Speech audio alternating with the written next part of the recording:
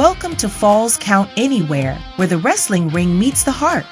Hosted by the gentleman Jody Powell, join us as we dive into the latest pro wrestling news and rumors, from the electrifying world of WWE to the inspiring stories of wrestling for Christ. This is your all-access pass to the action, the faith, and the hope. This is Falls Count Anywhere.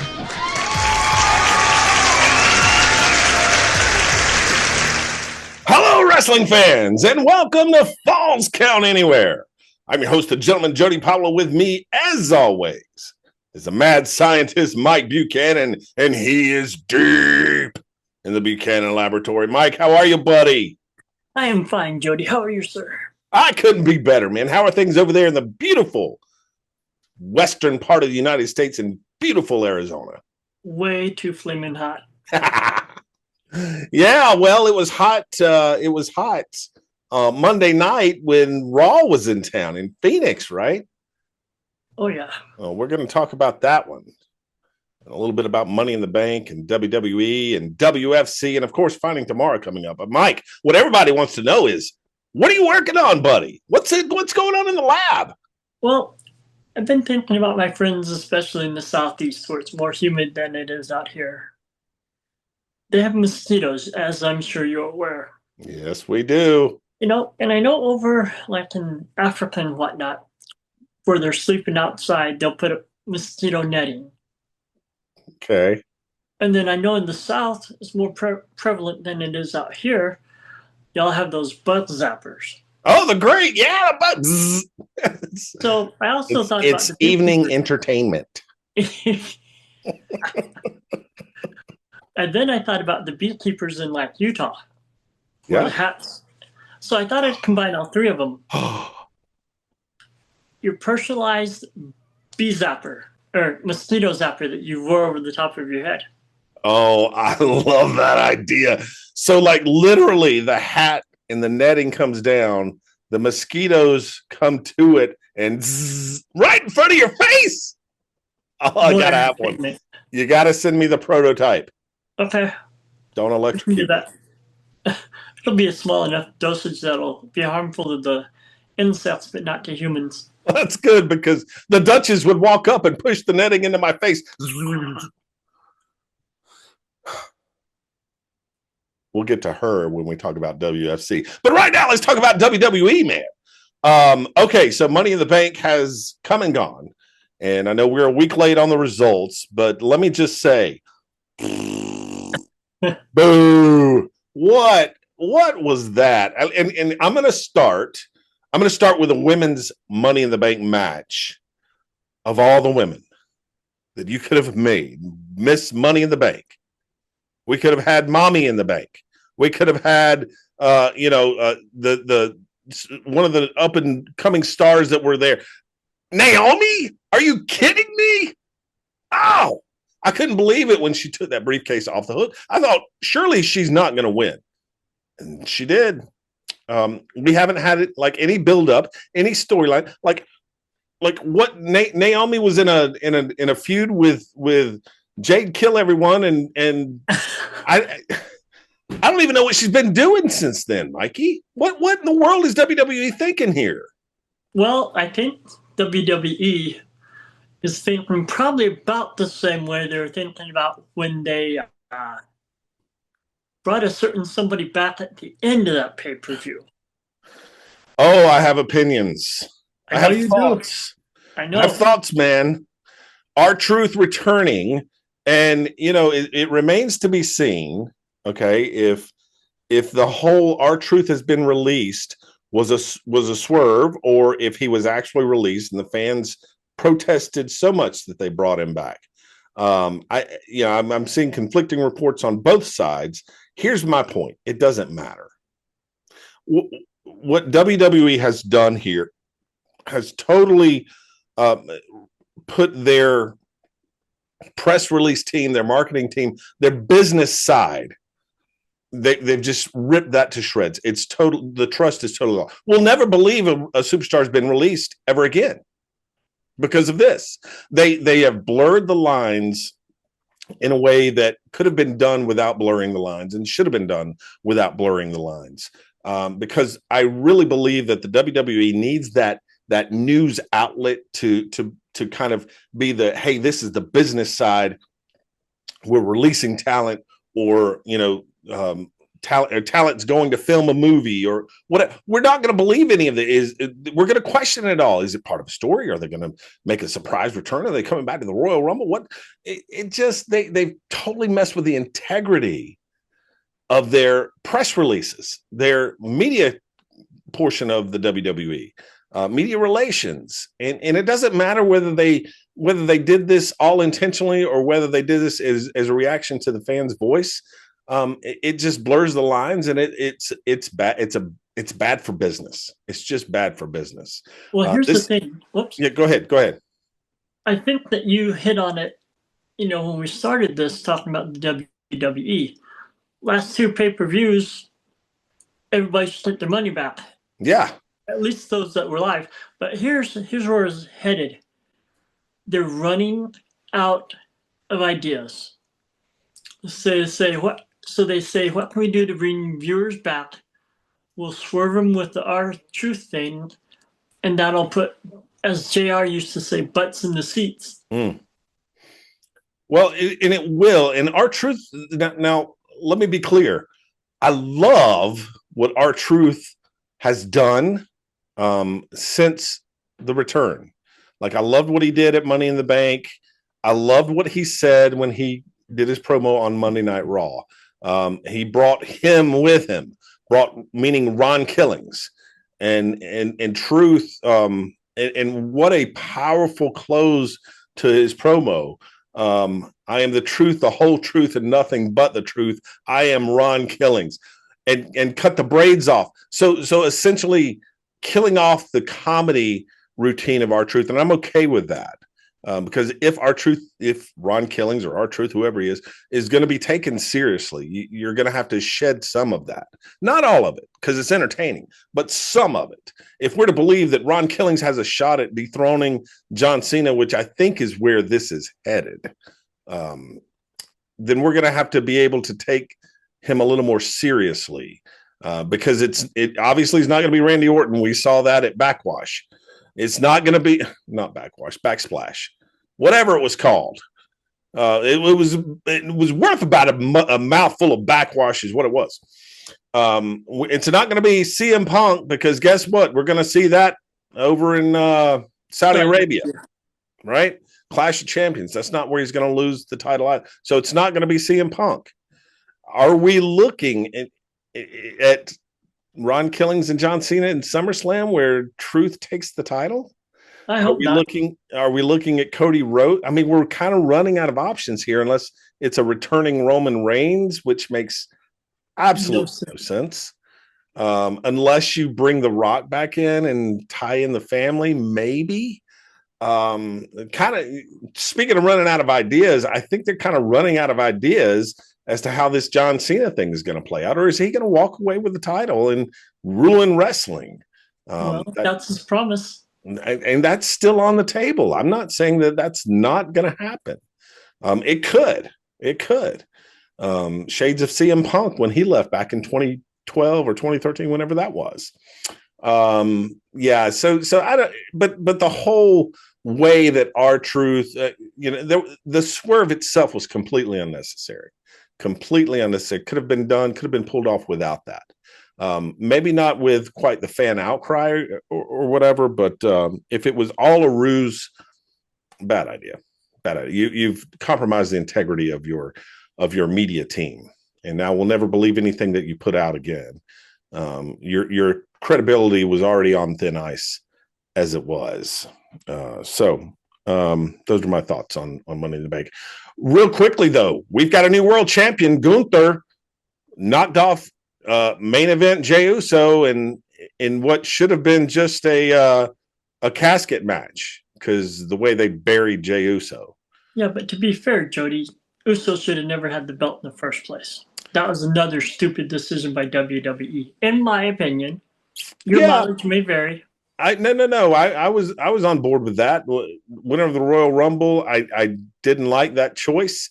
I didn't like him winning at WrestleMania, but once he had the title, hey, if that's your guy, then run with your guy. And all they did was make him look weak. All they did was make him, bury him, stuff him in tag teams with talent that's better than him, Cody Rhodes. And it looked like Cody Rhodes was the champ and Jey Uso was the clinger on, and that's kind of how they played it and how they build it. So just not a good look for Jey Uso. I don't think he gets back to the pinnacle again. I don't think he is world champion again. A lot to cover there on the WWE, fans, and a lot more to talk about, but we are out of time for the WWE. We're going to take a break. When we come back, we've got to dive into the world of Wrestling for Christ because a lot happened on Saturday Night Praise and Power Hour. We're going to talk about it right after these messages. Hello, wrestling fans. The gentleman Jody Powell here. I believe it is our civic duty as Americans to explore space. So we need to go to Amazon and help Jeff Bezos turn more celebrities into astronauts. And in order to do that, you should go search for this book written by my good buddy Mike Buchanan, Feeling Down, Look Up. All right, so maybe it's not going to create more astronauts. I mean, are they really astronauts? But what it will do is it'll help Christians walk through this crazy, broken world. Feeling Down, Look Up. Get your copy on Amazon today. Welcome back, fans, to Falls Count Anywhere. And now it's time for us to dive into the world of Wrestling for Christ. And Mike, a lot of things happening there on Saturday Night Praise and Power Hour. This past Saturday night, of course, the Duchess, the commissioner of the WFC, coming out in the beginning of the show, reestablishing her authority, if you will, saying that she runs the show. And she does, as the commissioner. She's not wrong. So she was then very quickly and very rudely interrupted, however, by the Enlightened. This tag team that is really taking WFC by storm and continues to want to share the light with the WFC. Wants the WFC to become enlightened. And in order for us to become enlightened, apparently they have to be tag team champions. I don't know how that correlates, but apparently it does. That's why you have to be true champions, Jody. It's been that way in wrestling for decades. I guess so. Well, they wanted another shot at Perfect Vision. Perfect Vision came out and said, we'll take you on anytime, any place. But it was the commish who stepped in. The Duchess steps in and says, whoa. I run this show. I make these matches. And then the commission went on to say that John Matthews would have to take on Jedediah one-on-one. That was going to happen. And that happened last Saturday night on Saturday Night Praise and Power Hour. This coming Saturday, Zachariah Cutter taking on Sexton Barker, the other member of the Enlightened champion, apparently, as he carries around that Enlightened belt. I don't know what you have to do to become the Enlightened champion, but it's not a title that's recognized officially by the WFC. So I don't see that title being put on the line anytime soon. But next week, yeah, Cutter will take on Barker, and the commissioner said that if the Enlightened wins either match, they get a shot at the World Tag Team titles. Now, John Matthews knocked off Jedediah Saturday night. That puts all the pressure on Zachariah Cutter to win his match this coming Saturday against Sexton Barker, or else if Sexton Barker wins, the Enlightened will get a shot. Tag team titles. So we'll have to see how that works out. Here's the best part of the night, Mike. Last Saturday night, Dylan Dollar taking on newcomer Seth Stevens.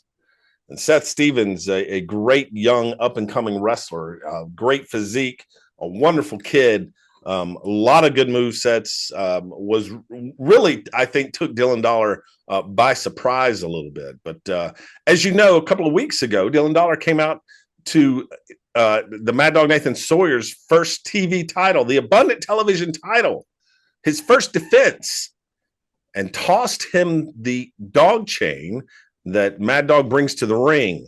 The referee saw the Mad Dog with his chain, thought he hit his opponent, Jay Sean Evans. He did not.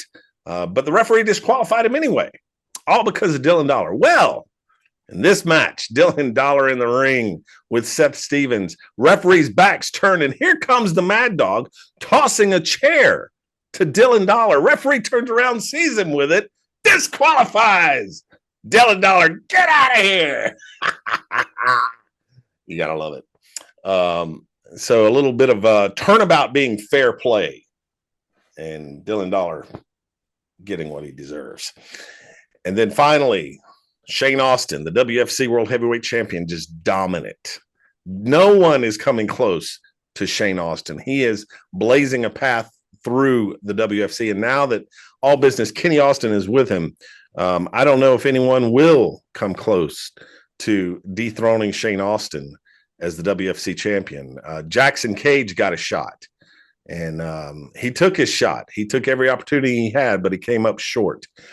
Shane Austin, again, retaining the World Heavyweight Championship. But it was after the match, Mike, that the really interesting part happened. The Duchess coming out at the end of that match, the commissioner of the WFC, called Kenny Austin over to where she was, whispered something to Kenny. Kenny got this great big grin on his face, nodded his head yes, turned around and walked out. And I had the opportunity to ask the Duchess what that was about. And she simply said, "You want to know what that's about? Tune in next week." So that's what we're going to have to do. We're going to have to tune in Saturday night. No. No? It wasn't Boudreaux. I just happened to have somebody passing through there. Oh. Well, I knew I didn't see Boudreaux. What the Duchess said is, "Do you want me to pay for KFC tonight?" And, and that's why the smile came up on his face. Well, I know All Business Kenny Austin loves some chicken. And I wouldn't be surprised if he would graciously accept the Duchess buying him a bucket of chicken. Wait a minute. The Duchess buys him a bucket of chicken. She's my wife. That means I bought Kenny Austin a bucket of chicken. Wait a minute. That's not the way this is supposed to work. What's your credit cards? Apparently. Better pay that out of her own salary. Anyway, we'll have to tune in Saturday night to see if Kenny Austin got his bucket of chicken, or what he's going to get, or what the Duchess has in store for Kenny Austin.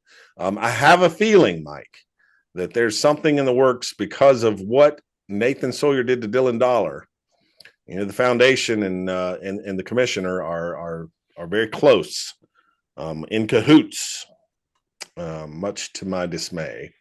But, she is her own person. And again, proud of the job she's done, not proud of all the decisions she's made, but they're her decisions to make.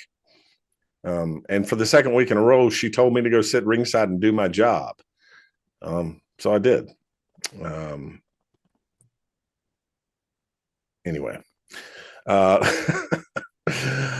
have to tune in Saturday night to see what's going on with Kenny Austin and the commissioner. But fans, what I want you to really do is come back after this break, because we have absolutely the most favorite part of our show coming up, and that's Finding Tomorrow. That happens right after these messages.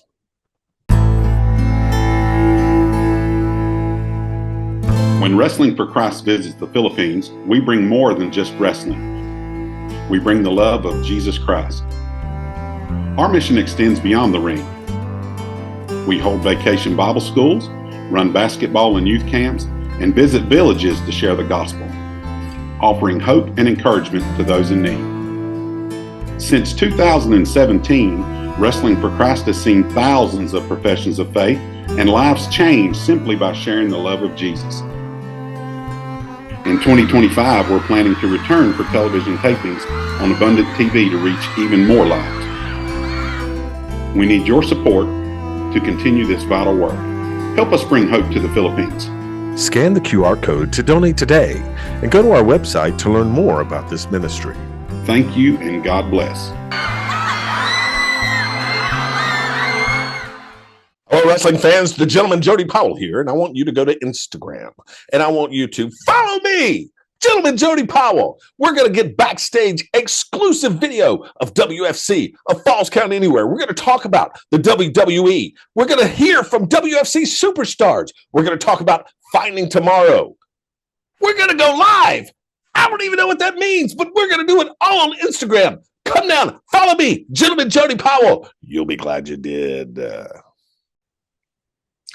Welcome back, wrestling fans and fans of Finding Tomorrow. In one of our breaks, Jody was telling me about a Bible verse that his mom had sent to him, 1 Peter 5, 6, and 7. Jody, why don't you read that for our listeners here? Yeah, sure, Mike. 1 Peter 5, 6, and 7 says, "Therefore, humble yourselves under the mighty hand of God, that he may exalt you in due time, casting all your care upon him, for he cares for you."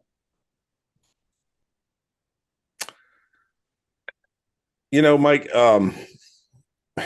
yeah, mom sent this to me. As you guys know, lost my dad about 6 weeks ago to ALS. We talked about that, and mom's doing okay. You know, she's adjusting to life on her own after 57 years with the only man she ever knew and loved. But she's doing okay. And so something she always does is worry about the rest of us. And that's what moms do, I guess, although they shouldn't, but they do. But this was a verse that she sent to me because, just having some issues and really holding on to some anxieties, holding on to some sufferings that I'm going through personally. And, something had just kind of, well, it wasn't something, it was the Holy Spirit that prompted her to find this verse, to send it to me. And, and it was up to me to absorb it and kind of use it. And I did. And I thought, what better way to use it than to use it here in Finding Tomorrow? Because I kind of want to break it down verse by verse. I mean, we look at verse 6 that says, "Therefore, humble yourselves under the mighty hand of God." To me, that's just really about understanding who God is. It's understanding who God is and what God calls for in our life. And sometimes, there's a lot of prosperity preaching in this country and around the world. And I'm going to tell you something. There is no way that you can prove to me that God wants you to be happy 24/7, 365. If that were the case, then most of us Christians would be walking around happy all the time, not suffering anything. And that's just not the way things work. Jody, it amazes me that those people that are saying that usually are asking for substantial contributions so they can share those secrets with their congregation. Well, if you giveth, you will receiveth, or so they say. I think that came from 1 6, 7. Careful. Bash your brothers or sisters too much. I didn't. Did I say that? No. I was thinking. You didn't. I talked over it. I tried to cover your tracks. But what this verse really means to me, though, Mike, is that when we humble ourselves before God, it's trusting God and trusting where we are in our lives. And I'm having a hard time doing that. I've had a hard time doing that for a while. I need to humble myself and trust God that God has a plan for me where I am, not where I want to be.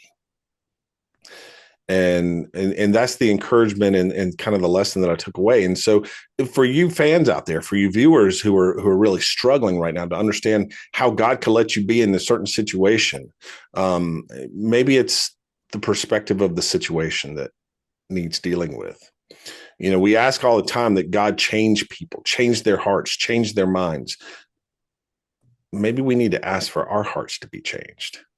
Jody, that's a good point. And I'm reminded of the lesson, the saying that Jesus had: when you go into a banquet, don't go up to the highest place, go lower, and that he who is running the thing invite you up, so that way you're not looked at like a buffoon because you think more highly of yourself than you should, but so that whenever you're brought up from a lower place, you receive more honor. I'd love that you brought that up because it speaks to the second half of verse 6. Because verse 6 says, therefore, humble yourselves under the mighty hand of God. Why? That he may exalt you in due time. Now, we don't know what that looks like in every situation. We don't, we have in our own minds what it looks like for God to exalt me out of this situation, out of this job, out of this relationship, out of this illness, whatever the case may be, whatever suffering that you have. God, we have in our minds how God can exalt us, can lift us up from this. But thankfully, God's mind is greater than ours.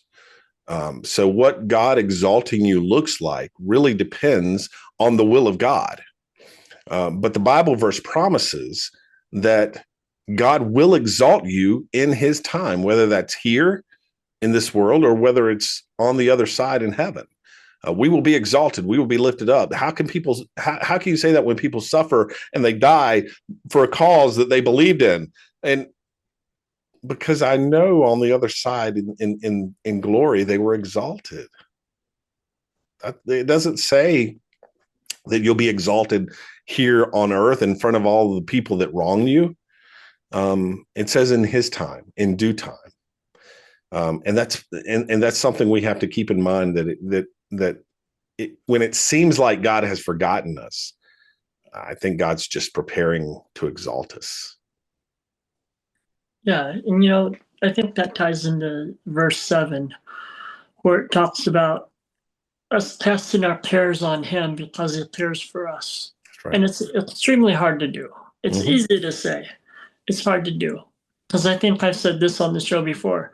I'm an Indian clever. It's like, okay, Lord, here it is. Oh, wait, I want it back. Here it is. No, wait.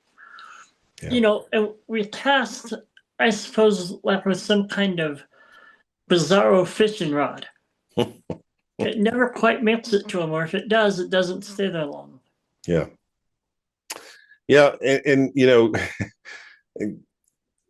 how many times have I woken up in the middle of the night in absolute panic, in the middle of an anxiety attack because I'm worried about something, or I forgot to do something, or something that I've pushed to the side as reared its ugly head back into my mind.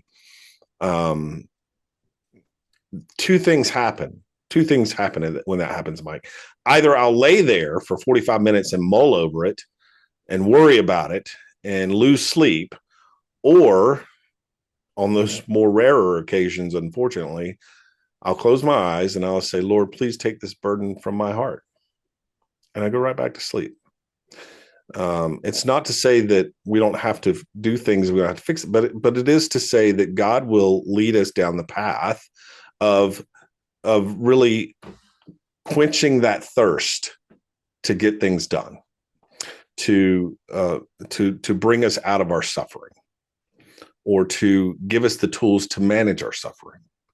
May never ever be brought out of the suffering this side of glory.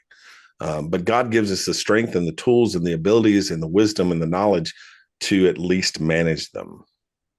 Why? Because the verse says, because he cares for you. That's why. And that's the most comforting part. Yeah, God cares for you. Exactly. And in Psalm 46, verse 10, it says, be still and know that I am God. So as long as we can do that, he'll show up and remind us of who he is. Yeah, and that's great advice. Just be still. Be still and know that I am God. Be, just still our minds, still our hearts. It's hard to do, but in times where we are really seeking to find tomorrow, those are the times that we need to be still and we need to listen and we need to understand that what we are dealing with, God will exalt us because he cares for us. And that's what 1 Peter 5, 6, and 7 says. You know what 1 Jody 1:1 says? Stay tuned, because coming up next is Chris Whaley, Jeff Dixon on The Clash, right here on Abundant TV.